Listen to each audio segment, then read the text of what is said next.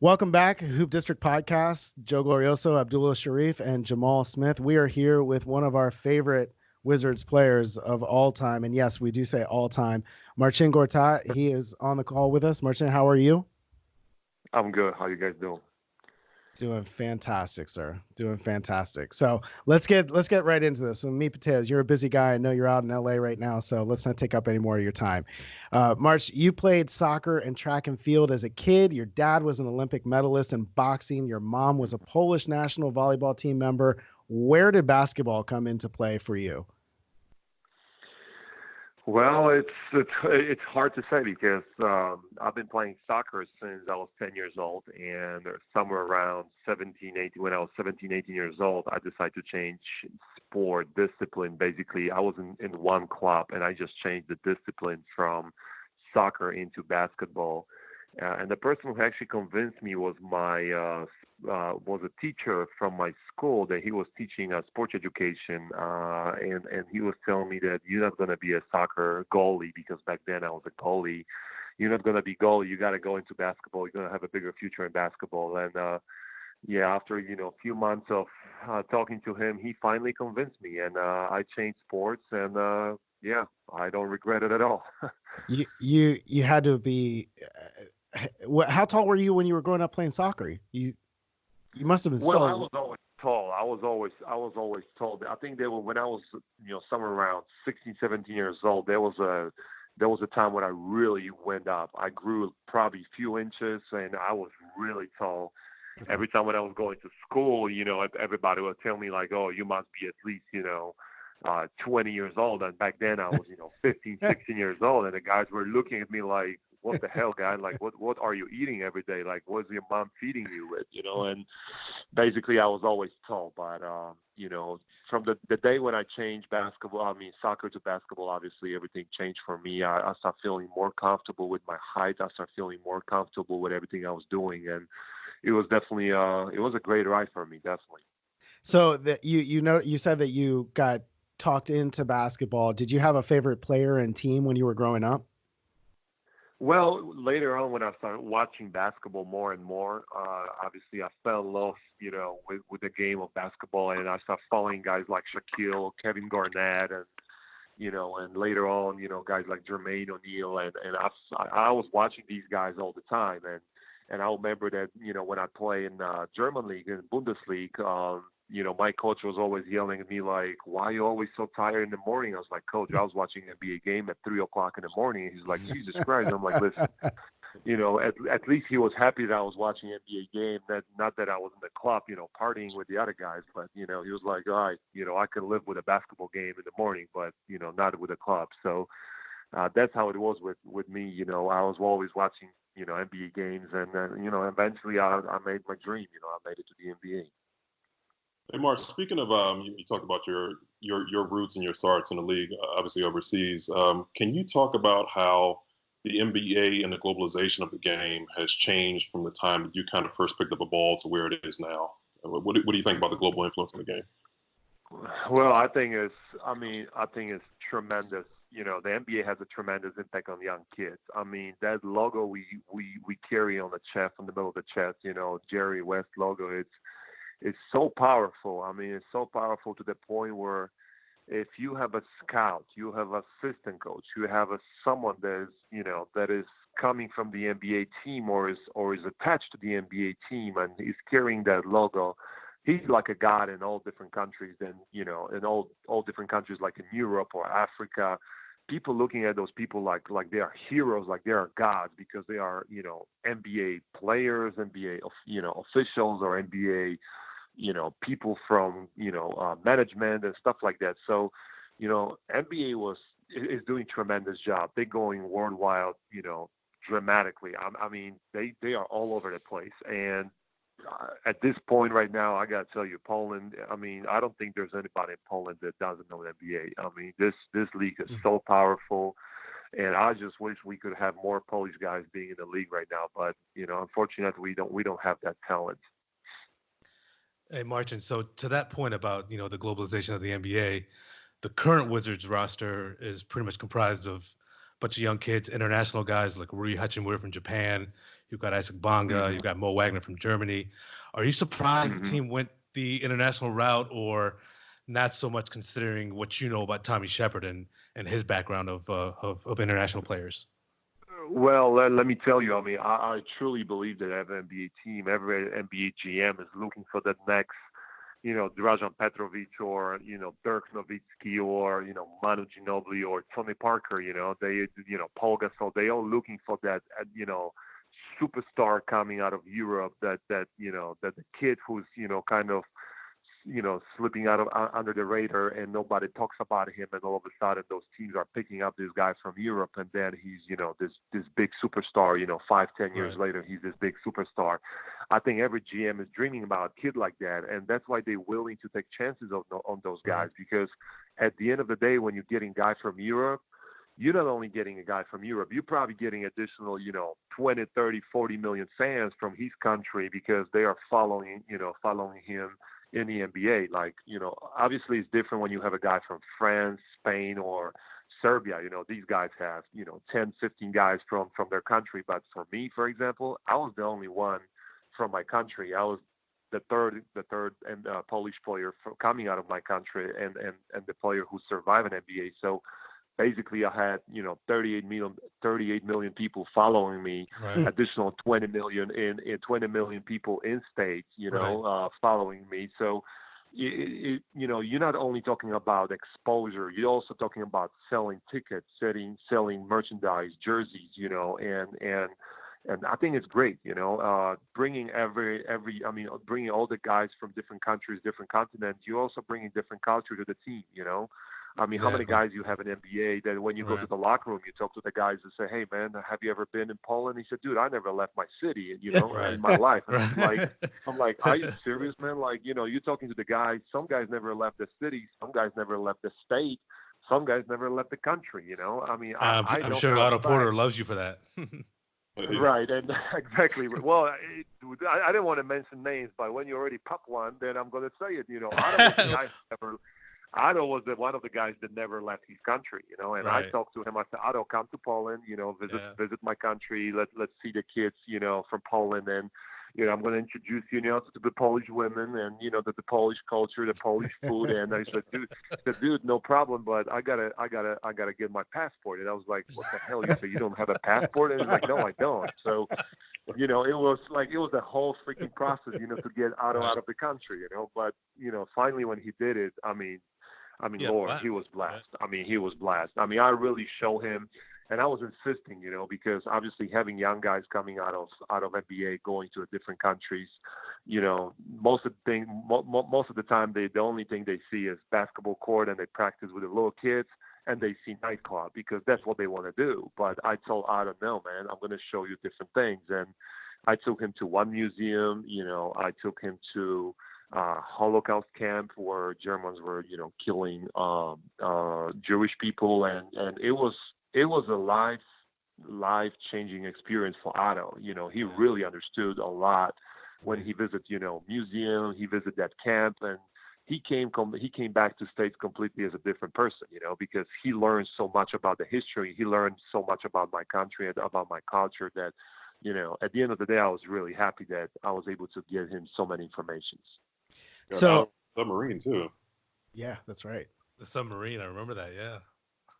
Right. Well, there we got many Marines. We got many troops, soldiers coming over from Poland to United States, and one thing I learned from American culture, I was always watching over all the NBA teams, helping out the military personnel, and doing all the events and all the charity work for the military. And I gotta tell you, when my troops and my soldiers came from Poland, and I put them on the middle of the floor, and 20,000 people stood up and started clapping, cheering for them, giving them standing ovation. These guys cried. And before they came into the United States, they were acting like they tough and like they all gods and everything. I said, "Listen, man, I'm telling you, they're gonna cry." I said, "You're gonna have tears in your eyes when you're gonna stand on the court, and 20,000 American people is gonna stand up and cheer for you."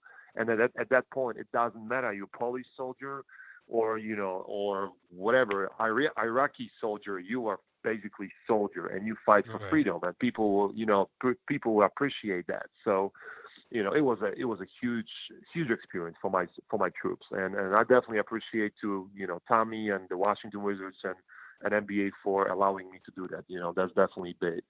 We were firsthand witness to the things that you did with the Polish embassy and the kids that you hosted here in DC. It's kind of what made you such a fan favorite over here, Marcin. To be honest with you, it's really easy to cover what you do on the court, but it's the stuff off the court is the stuff that we love to cover and we like to broadcast it, because you guys are more than just athletes. You have these platforms. Well, obviously.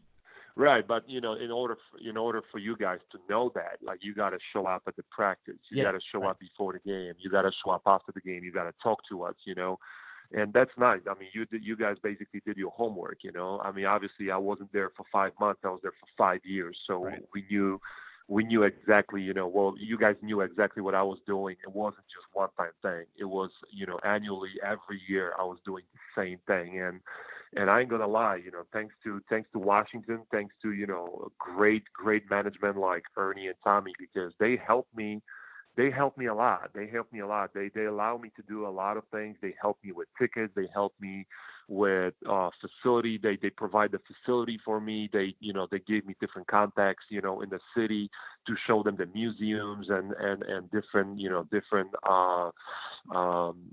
culture things like monuments and the White House and stuff like that. So, if I won't have that support from the management, from the team, I mean, it would be impossible. But those kids, like I said, I've seen NBA game when I was 21 years old. I mean, I made it to the NBA when I was I made it 21. Actually, I made it as a 23 years old. I was drafted as a 21 years old.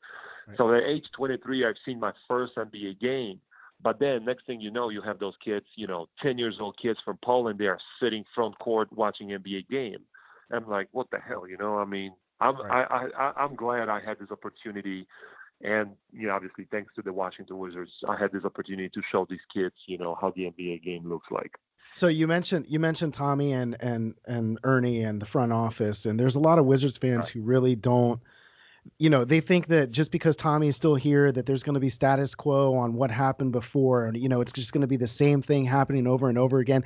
Could you kind of peel back the curtain a little bit and maybe tell some people some things about Tommy that you as a player can appreciate? He seems to be so much more in tune with today's players than possibly Ernie was. Could you kind of peel back the onion a little bit there and maybe share with some people? Well, let's be honest. And I spoke with Ernie about this. I spoke with Tommy about this. So I feel like I'm feeling like I have a green light to say this. Well, Ernie was old school GM. I will use this term in a respectful way. He was a old dinosaur, He was an old T-Rex sitting behind the desk and trying to figure out how to build a team. And at the end of the day, he did decent job, because he draft pretty good players. He picked up, great players, and he did decent job. But I would say Tommy was the guy who was actually doing more work behind the closed doors, because he had a great relationship with each player. He was always very, very positive. He was always very positive. I mean, after worst game in the NBA season or playoffs or the worst performance, he will come to you and say, "Hey, listen, I believe in you. I know you're a great player. I know you have a potential. The do happen, whatever. Don't worry about it. Listen, tomorrow is the next day. Come back tomorrow, regroup, refresh your mind and come back tomorrow stronger." And I always had, tons of respect for Tommy. One thing is sure, when Tommy was pissed, he will let you know. And bottom line is, when he was pissed, I felt, I'm specifically talking about myself, because there was, 2 or 3 times there was a situation where he was pissed at me, and I really felt bad. I really felt bad at that time that I really disappointed my GM or the president, whatever position he had back then. I was really disappointed that I let him down. For all the help he had, for all the positive energy he brought to me, I always felt like, oh my God, I screw up. Like, I felt bad, and that was always motivating me to go back on the court. I was thinking at home, like, what can I do? What can I do to apologize? What can I do to make him feel better? Or what can I do to, so he ain't gonna be so pissed. My first idea was like, okay, I'm gonna bring a bottle of cognac, a bottle of Hennessy, I'm gonna give it to him, and we'll be fine. But obviously, I'm sure that wasn't the case. That wasn't right. That would help, but it wasn't the case. And we all knew, we all knew it. Listen, the best way to apologize is just go on the court and just, leave your heart on the court. And that's what I tried to do. And, I had a great relationship with Tommy. I got a great relationship till now. I mean, the day when he traded, when they traded me, he called me and said, listen, man, I love you. I said, I love him too. But, at the end of the day, that's what has to be done. And we move on, we still friends. We friends still till now. And, I asked for a trade, and my favorite destination was West Coast, probably LA, and he said, listen, we respect you, we respect your decision, and we made your wish. We traded you to the Clippers. So it was definitely great option for me. March, you talked about Ernie's draft picks, right, in that era, and he did make some great picks. We have obviously John and Brad, and when we look at those guys, obviously we have a little bit of different look to the team to start this season. But provided those guys are fully healthy, do you think they can anchor a championship contender? Right. Well, at this point, I mean, obviously, I would say picking up the right guys, it's the one thing. Guys like John, Brad, Otto, then Kelly Oubre. Those guys. I mean, they pick really good guys. And then at the end of the day, picking the guys is only one thing, but the rest of the success is, signing the right guys, managing the guys, and everything, and many other things is involved in the whole process of building a championship team. Can I judge them and say they screw up something? I mean, I don't know. I've never been in that position. I don't know what's going on behind the closed doors. So I can't really, throw them under the bus right now and say, hey, they made a mistake with this, or this. I can't. They made a decision that felt is going to be the best for the team. Are guys like, John, Brad, and Otto, and probably Kelly are the good team to build around them, to build a championship team? Yeah, they are. But at the same time, you can't have four guys. You can't make four guys happy. I mean, Jesus Christ, that you will need at least 2 or maybe 3 basketballs on the court at the same time to make all these guys happy. And the worst thing is that these guys pretty much playing at the same position. So it wasn't that easy. 1, 2, obviously John and Brad is right now left in the team, and obviously John is injured, but they can still build the team around these guys, and they can build a team to compete for the championship. I mean, these guys are not rookies anymore. They paid their dues already. They've been in the league for a while. They don't have to prove anything. John is a great leader. Brad is a great leader. They both need each other to win. I think you just have to put the right pieces around the team, and they should be still contender for winning championship. Marcin, so we know you've had some good relationships while you're here with the team. Obviously, we talked about Otto. You were pretty close with Tomas Satoransky and Kelly Oubre, you mentioned. Do you still keep in touch with any of those guys? Do you have a relationship ongoing with them still? Oh yeah, I'm talking to Otto, and I'm talking to Tomas Satoransky pretty much.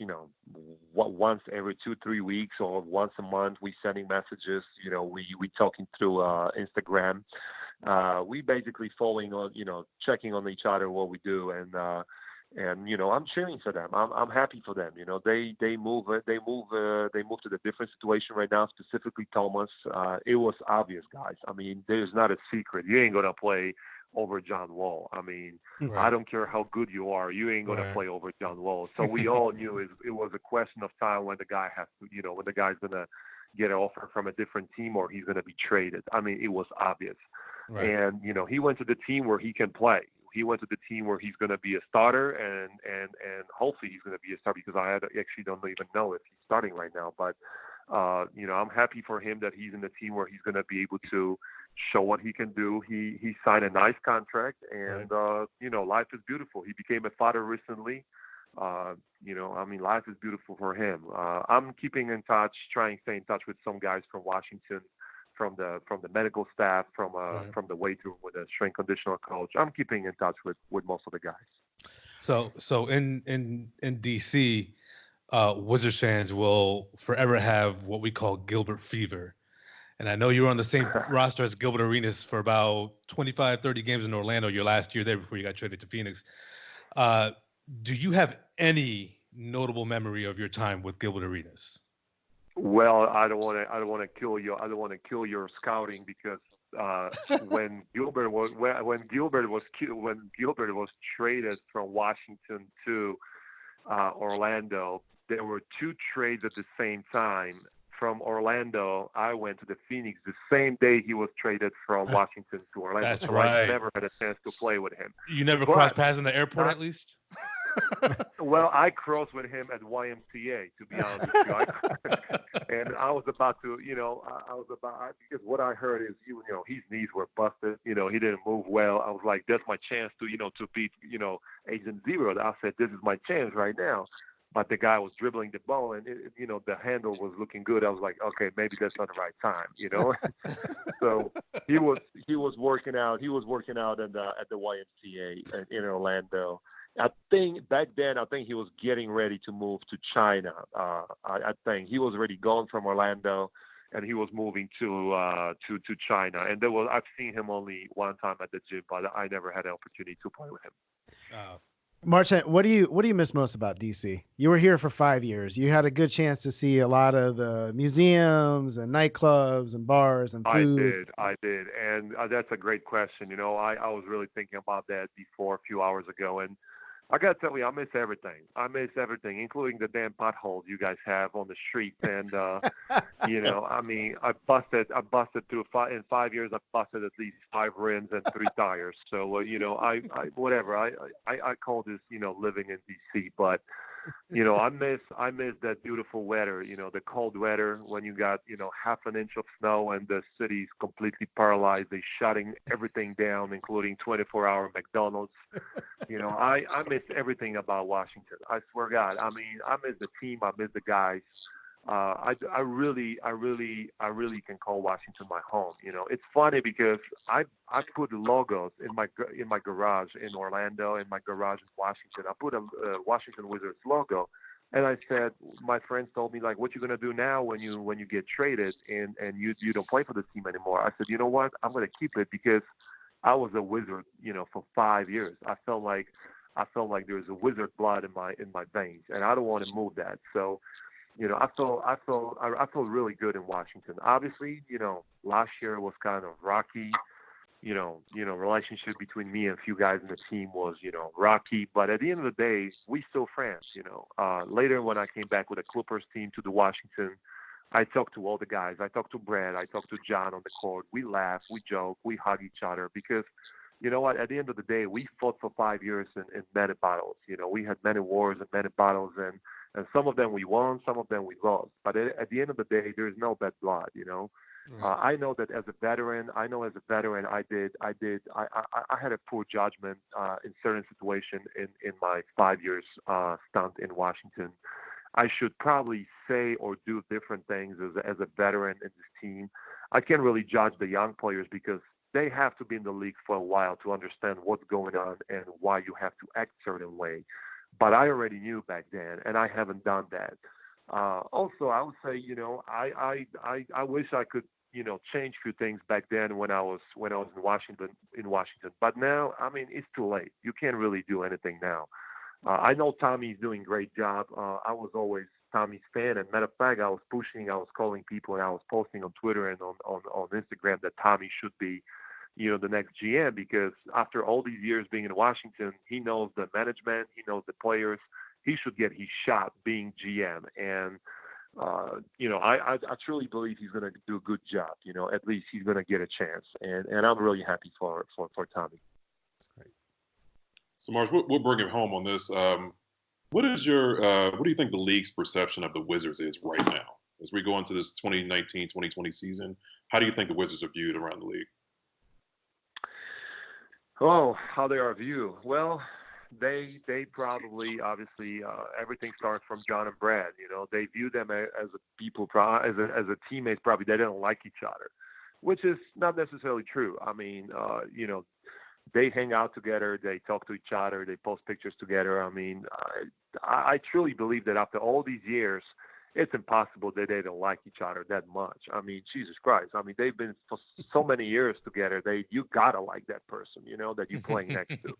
And at the end of the day, that's not a point. I mean, you gotta look at the teams from the results standpoint. If you winning, having 1, 2, 3 great players in the team, and you winning 38, 40 games, and you're not even 500, then yeah, something wrong with y'all. You know what I'm saying? But we'll see. I mean, listen, it's all about results. These guys are going to come out. They got to start the season strong. I mean, obviously they're going to play without John, but they got to start the season well. They have few cats in the team that, they can perform. They're going to have probably green light because obviously besides Brad, who's going to take now, he's going to probably take 30 shots a game. You're going to have a lot of and I know Brad is probably happy about it, but at the same time, I know. No, listen, that's what he's supposed to do. I mean, of course, he's walking bucket, aka walking bucket. Ooh, I'm still laughing that.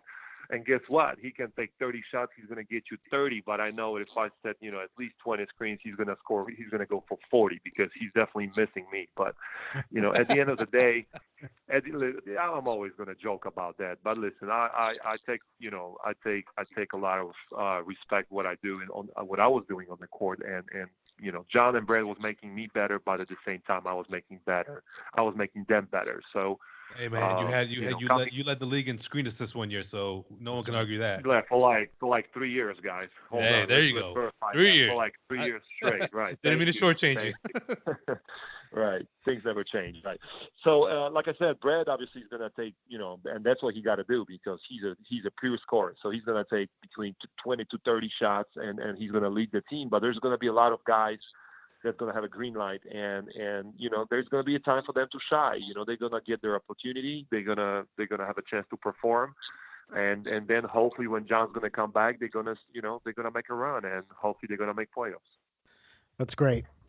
All right, Marcin, we're going to get you out of here on this. We got 2 segments that we finished with our guests. The first one is what comes to mind. So it's going to be the first thing that comes to mind when we say, and then we'll let you know. All right. So this is going to be a quick fire. So the first one, what comes to mind? Five Guys Burgers. Oh, Jason Williams. Jason Williams. 10 years ago, I was on a road and Jason Williams said, "Have you ever tried Five Guys?" I said, "What? Five Guys? Like, what are you talking about?" I completely had no idea what he was talking to me. And he said, "Well, let me show you." So he took me to this burger spot, right? We ate a burger. I was like, "Oh my God, this is incredible." So for the next month, because he owned like 5 or 10 of them, he brought me the gift cards with like $100, on it. And so you can go to any Five Guy and you're going to get burgers for free. So that's how he hooked me on Five Guys. And matter of fact, I ate last night at Five Guys. That was great. Holy shit. That is fantastic. Okay, March. The next one is Randy Whitman. Oh, Lord. Yelling. Randy Whitman yelling. But you know what? I have plenty of love for Randy. I mean, he yelled at me like I was 18 years old basketball player, and I wasn't back then. But I love Randy. I mean, whatever Randy is right now, I hope, Randy, you can hear me, man. I love you, man. You gave me 35 minutes on the court, sometimes even 45 minutes. And I was just running like a kid every time when I was getting so many minutes from you. And Randy was the guy who was, running places for me. One thing I feel bad for him. He was always on the hot seat, man. He was always on the hot seat, and he was always dealing with this whole quotes like, "Oh, Randy Whitman should be fired" and stuff like that. So it wasn't easy for him. But I'm happy he fixed his hip and the knee. He did the hip surgery and knee surgery, and finally he's not limping. Yep. All right, next up, WNBA. WNBA. WNBA was one of the best women's basketball in the world.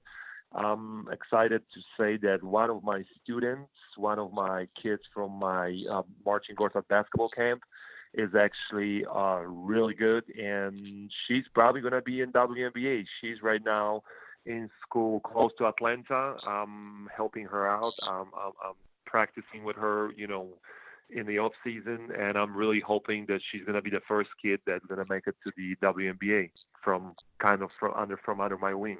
Sweet. Awesome. Paul Pierce. Woo! Paul Pierce. I'm definitely not. I know what you expect. You're probably going to say I call game. Well, no, I'm not going to say game. I say Paul Pierce 2 hours before practice. Jump rope, jumping for 15 minutes, trying to keep up with me on weights, on bench pressing, on cleans, on squats, walking down to the court with me, playing me one-on-one every day at age 36, 37. Jesus Christ, that was incredible, guys. I'm telling you, having a guy like that in the team, having a veteran who leads not only by the example, but also with his knowledge and skills, incredible. One of the best vets I had. Matter of fact, I ran into him in a restaurant in Beverly Hills recently. So yeah, cool guy, great guy. Steve Nash.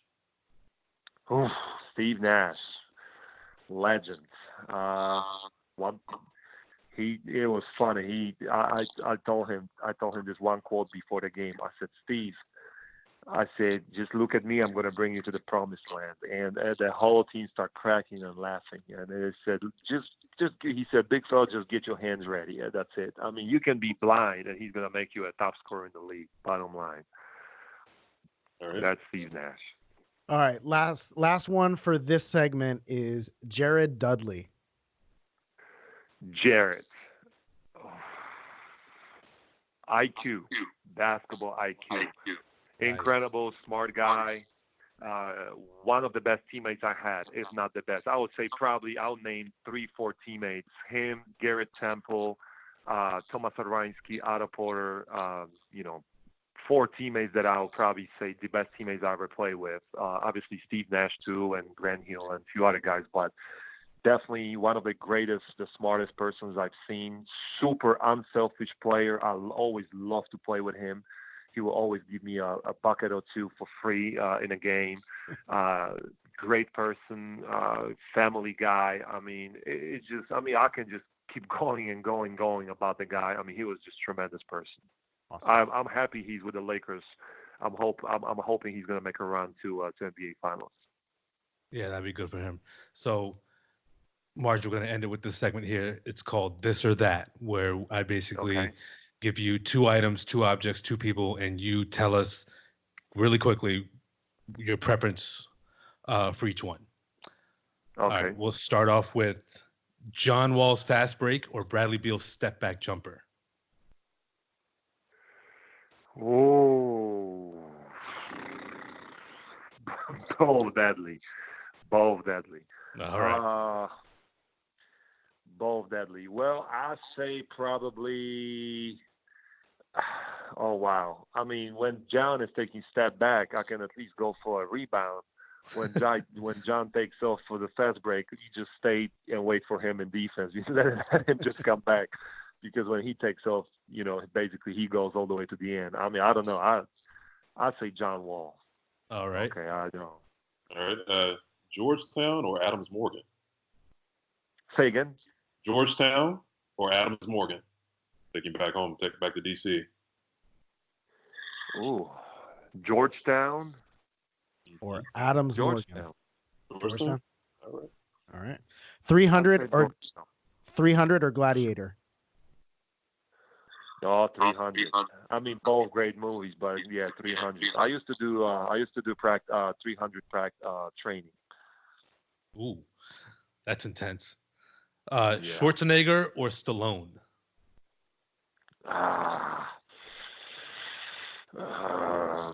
Probably Stallone. I'll go with Stallone. Okay. Straight from high school to the league or one and done in college? Well, all depends who you got around you and into what organization you're going to. But I would say probably go to college for 1 year. Okay. Go to college 1 year. Breaking Bad or Game of Thrones? Ooh, Game of Thrones. Calvin Harris or Tiesto? Oh, I love both gentlemen. I've been at Tiesto concert in DC twice, not only once. Nice. I Echo go Stage? I go with Echo Stage, right? I'm gonna go with Tiesto. Nice. I agree. Yeah, but you can't go wrong with both of these guys. I That's mean, true. come on, That's true. they legends. All right, Shaq or Bill Russell? I gotta go with Shaq. I mean, Shaq is my guy. I mean, I've been talking to Shaq for a long time. I know him for a while now, and I live next to Shaq in Orlando.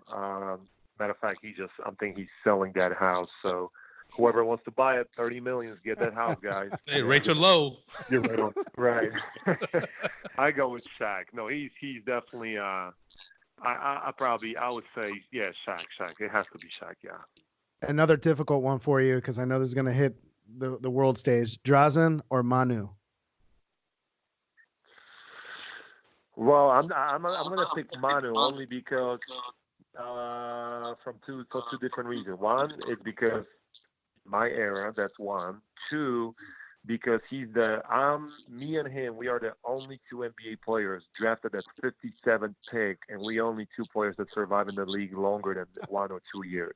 Look at that. So I'm going to pick him. The only difference is the only difference is he got 3 championships and probably about 100 more millions than me, but it's all right. You know, life is still beautiful.